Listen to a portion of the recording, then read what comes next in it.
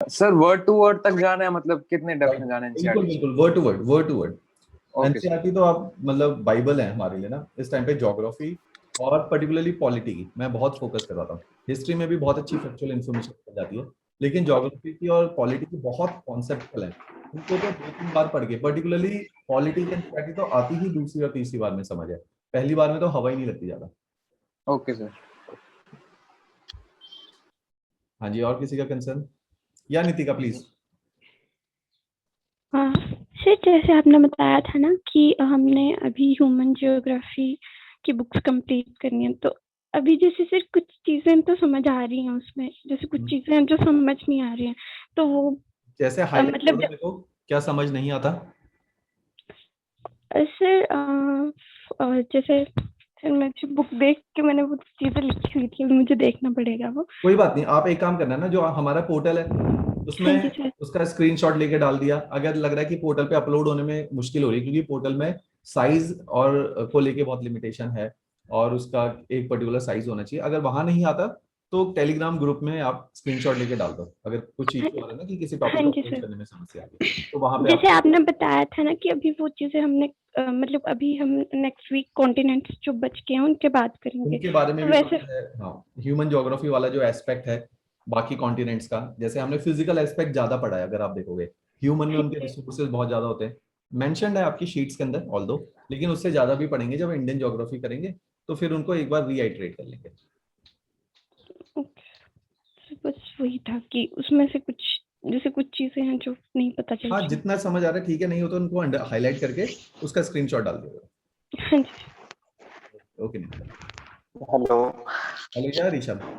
Hi sir. Sir actually doubt मेरा ये था कि जो भी हमारा जियोग्राफी का ये मॉड्यूल चल रहा है, हम्म, और जो एग्रीकल्चर, इकोलॉजी और इन्वायरमेंट होंगे, तो सर वो इसी के साथ कंटिन्यू होंगे कि वो अलग से फिर आएगा? मैं समझा देता हूँ। जो हमारा एनवायरमेंट और इकोलॉजी है वो तो बिल्कुल सेपरेट आपका कंपोनेंट है, वो अलग ही चलेगा।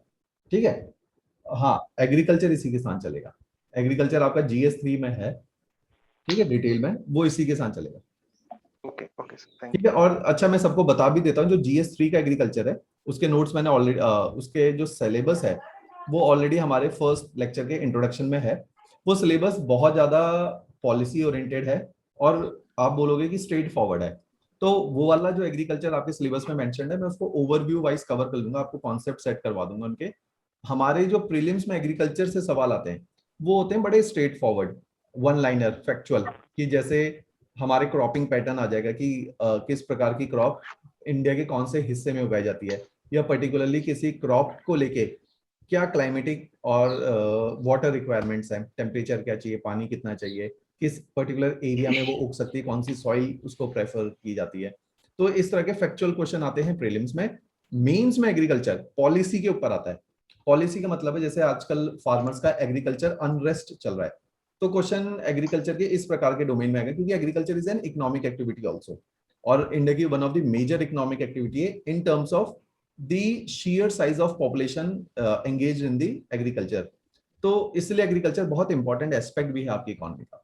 तो हमने थोड़ा सा उसमें इकोनॉमी का टेंज भी डालना है, और ज्योग्राफी के साथ उसको लेवलिंग भी रखनी है कि ज्योग्राफी, एग्रीकल्चर का जो ज्योग्राफी वाला पार्ट है वो होता है कि क्या क्लाइमेट चाहिए, क्या सॉइल चाहिए, टोपोग्राफी है। जब इकोनॉमी में एग्रीकल्चर चला जाता है फिर पॉलिसी आ जाती है कि एग्रीकल्चर को लेके इंश्योरेंस स्कीम, एग्रीकल्चर की मार्केटिंग स्कीम, एग्रीकल्चर की सब्सिडीज, एग्रीकल्चर के मार्केट रिफॉर्म्स जो आजकल हम बात कर रहे हैं। ये जो अभी फार्मर्स के लिए बात चल रही है, ये मार्केट रिफॉर्म्स है एग्रीकल्चर के, कि एग्रीकल्चर का प्रोड्यूस बेचा कैसे जाए।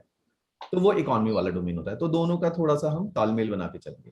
वो GS3 का पार्ट है, उनको देखो एक बार सिलेबस को, अच्छा लगेगा आपको, उसका एप्लीकेशन है एग्रीकल्चर का साथ।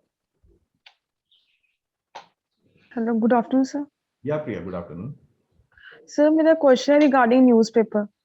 हाँ प्रिया बताओ। न्यूज़पेपर सर आप भी पढ़ना शुरू करें सर बाद में? आप थे नहीं लास्ट वाले सेशन में? नहीं सर, मैं नहीं थी।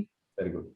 तो न्यूज़पेपर का जैसे हमने लास्ट में काफी डिटेल में डिस्कस किया था, न्यूज़पेपर आप आज से पहले ही शुरू कर देना था आपका जब बैच शुरू हुआ था, ताकि अब आपको 2 महीने बाद न्यूज़पेपर समझ आएगा। ठीक है। तो न्यूज़पेपर जितनी जल्दी हो पाए उतनी जल्दी पढ़ना शुरू करो, लेकिन उससे ये आशा मत रखो कि ये वो फर्स्ट डे ही आपको समझ आएगा। थोड़े टाइम के बाद न्यूज़पेपर ओके सर। समझ आता है, 2-3 महीने लगते हैं। वो भी इसलिए क्योंकि अब आपने जैसे ज्योग्राफी पढ़ लिया, अब इंडियन ज्योग्राफी जब और पढ़ लोगे तो आपको न्यूज़पेपर से ज्योग्राफी की न्यूज को निकालना आ जाएगा, एग्रीकल्चर, रिसोर्सेज की पॉलिसीज वो निकाल पाओगे। ऐसे ही जब आप पॉलिटी पढ़ लोगे तो आपको गवर्नेंस भी समझ आएगा, जुडिशरी का कोई आर्टिकल आ गया, कोई नई sir best the Hindu best है ना, बेस्ट अगर देखा जाए।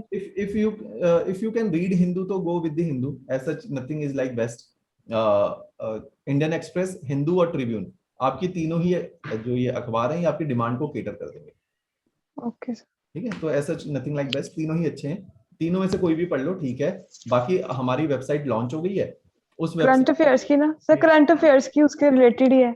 राइट, तो उसमें डेली एडिटोरियल्स हम लोग अपलोड कर रहे हैं मेंस के, उन एडिटोरियल्स को आप सारे लोग गो थ्रू करना शुरू कर दो।